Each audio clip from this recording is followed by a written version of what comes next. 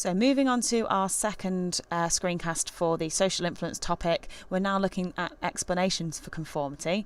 As a reminder from last lesson, what is conformity? So it's yielding to real or imagined group pressure or showing the same behaviours and attitudes as others in a group situation. And remember, this is still known as majority influence. So why do people conform? Last lesson we looked at a study by Jenness and we found out that there's two main reasons that people conform. Number one, to fit in or avoid rejection from the group. And number two, because they believe that others have more knowledge. Now, if you remember from Jenness's study, they might have conformed for one or both of those reasons. They didn't want to be rejected by the group in which they had the discussion, but also they didn't know what the answer was. They believed that others have more knowledge than they had about those jelly beans in the jar. So to add some keywords here, normative social influence is when we conform to fit in or avoid rejection. Okay, so we want to be normal, i.e. normative. And informational social influence is when we conform because we think that others have more knowledge than we have. We don't know the answer. We believe that they are correct because they're more knowledgeable than us. So informational, they have information that we don't have. So a little bit more on normative social influence. It involves the need to be liked or accepted by others, and people want to avoid rejection or embarrassment. So this generally leads to compliance, which remember means changing behaviour but not changing attitudes or beliefs.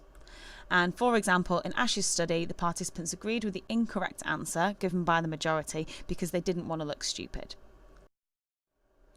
Informational social influence, on the other hand. So informational social influence involves the need to feel that our behaviour and ideas are correct, and this is more likely to happen in unfamiliar situations. So for example, if you haven't voted before and you think that other people are experts. Leads to internalisation, and remember that means changing behaviour and changing attitudes and beliefs. And for example, if you've seen the movie Titanic, Jack, when he is in the situation where he's not knowing which knife and fork to use, he looks to others on the table to figure out what to use. So the situation's unfamiliar to him and he believes the others on the table to be experts. So looking at Asch's study of conformity, Asch believed that the main problem with Jenness's study was that there was no correct answer to the ambiguous task. So we couldn't really be sure of any reason for conformity. It might have been that they wanted to fit in, it might have been that they didn't know what the correct answer was. So this is where Asch's study comes out. It was conducted in 1951 and it's a classic experiment in social psychology. So Asch's method, he used a lab experiment, so it was very controlled in terms of various variables. He used male students and they were told that it was a vision test and they would be judging lines essentially. So they were shown stimuli, as you can see on the bottom right. The one on the left was the target line and the ones on the right were the comparison lines labelled A, B and C, and they had to identify which of the lines was the most similar or the same as the target line. There was one naive participant in a room with 7 confederates. Remember, a confederate is a fake participant, so they're in on it, they know what's going on, and they are actually going to give, in this experiment, incorrect answers. So each participant had to state aloud which comparison line, either A, B or C, was most like the target line. And you can see from the one at the bottom there, the answer was always really, really obvious. So it's very, very clearly C. And as I said, confederates would answer incorrectly, so they would either all say A or they would all say B. Didn't really matter which one they said. The real participant answered either last or second to last. And there were 18 trials in total for each participant. So remember, they're only testing one participant at a time. All the other people around the table are all confederates, so they've only got one answer which is important each time, and that is the real participants. Confederates gave the wrong answer on 12 of the trials, and these were called critical trials. So each participant had 12 opportunities to give the right or wrong answer and conform or not. The other 6 were what we call control trials. So the Confederates answered correctly. 2 reasons for that. Number 1, to make it not look so suspicious, and number 2, just to check that the lines were actually really, really obviously wrong. So, question is, would the participants conform or not? So results, 32% conformity rate. What does that mean? So it means that on 32% of trials in total, so adding up all trials for all participants, the participant would conform. So around a third. 75% conformed at least once. So by that we know that some might have conformed once, some 5 times, some 12 times, so on and so on and so on. And 25% of participants never ever conformed. So most conformed more than they didn't conform. And in a control group with no pressure to conform, i.e. when the Confederates are giving the correct answer, less than 1% of participants gave the wrong answer. So this means it's really, really clear what the wrong answer is. It wasn't that they were unsure, it was that they were conforming because they wanted to fit in. So conclusion. Most people will conform quite readily, 32%. Okay, it's not a majority, but considering how obvious it was that the answer was wrong, it's quite a high percentage.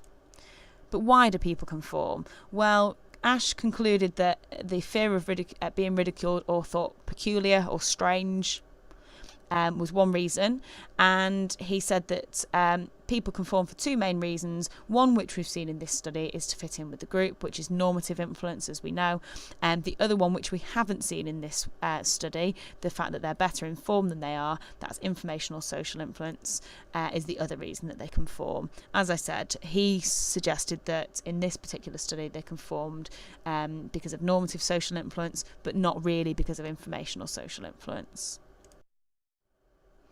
Variations on this, which we will have a deeper look at within the lesson. Once he'd done his original procedure, he then went on to have a look at some variations on that original procedure, one being group size, one being unanimity, and one being task difficulty. So group size, he varied the group size from 3 to 16 participants. When there was 3 Confederates, it was about 31-ish%, okay, so almost up to that 32% conformity level. Very, very little difference with more. So it plateaus after about 3 Confederates. 3 seem to be the optimum number. Unanimity. So if a decision's unanimous, it means everyone says the same thing.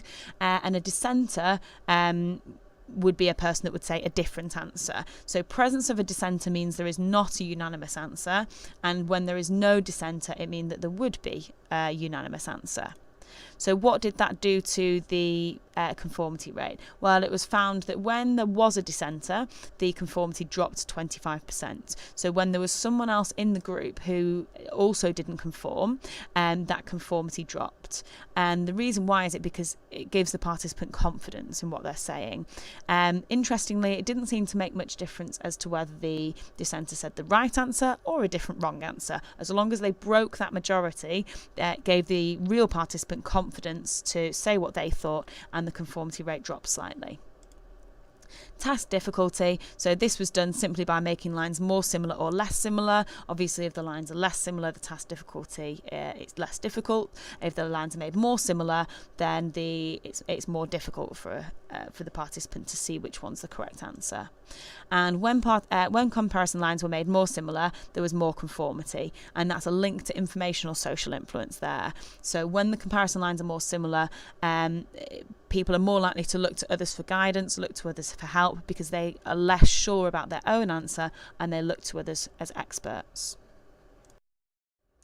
So to test yourself without looking at the PowerPoint or the pre-reading, please make sure that you can write a definition for normative social influence and informational social influence, worth 3 marks each.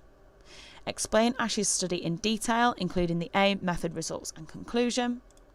Explain how Asch varied each of these 3 factors, so that's task difficulty, unanimity and group size, and give results of each of the 3 variations.